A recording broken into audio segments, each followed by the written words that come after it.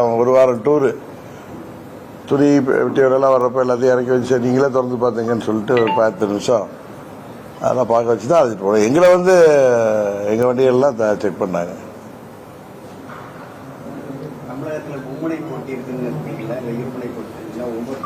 இல்லை, மோடி அவர்கள் தலைமையிலான எங்களது தேசிய ஜனநாயக கூட்டணிக்கும்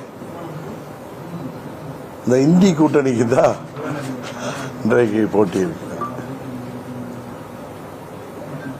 கச்சத்தீவு பிரச்சனையை இப்போ தொடர்ந்து இன்னைக்கு பாரத பிரதமர் கச்சத்தீவு பிரச்சனை இதுவரைக்கும் 10 ஆண்டு காலம் நிதான சூழ்நிலையில் இப்போ தொடர்ந்து அந்த கச்சத்தீவு பிரச்சனை பற்றி பேசுகிறது எப்படி சார் பார்க்குறீங்க?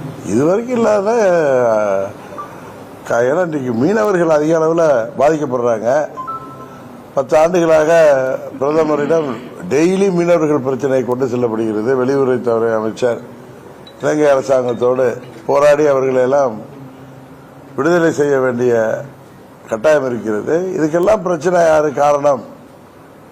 74 ஆட்சியில் இருந்த காங்கிரஸ், அன்றைக்கு முதலமைச்சராக இருந்த கருணாநிதி அவர்களும் தான் இந்த மாபெரும் வரலாற்று பிழைக்கு காரணம் என்பதனால அதை குற்றம் சாட்டி நாங்கள் அனைவருமே அதை குற்றச்சாட்டாக சொல்கிறோம். அதிமுக இந்த தேர்தலில் நிற்கிறது திமுகவுடைய கள்ள கூட்டணி வைத்திருக்கார்கள். நம்ம முன்னிலே சொல்லுவேன். இப்ப அதிமுக யாரை பிரைம் மினிஸ்டர் ஆகிறதுக்கு அவங்க கூட்டணி தேர்தலில் நிற்கிறாங்க? தேசிய ஜனநாயக கூட்டணி வெற்றி பெறுவதை தடுக்க வேண்டும். காரணம், இன்றைக்கு தமிழ்நாட்டில் ஆளுகின்ற திமுக ஆட்சிக்கு எதிரான மக்கள் மனநிலையில் இருக்காங்க. எதிரான வாக்குகள் எல்லாம் தேசிய ஜனநாயக கூட்டணிக்கு தான் வரப்போகுது.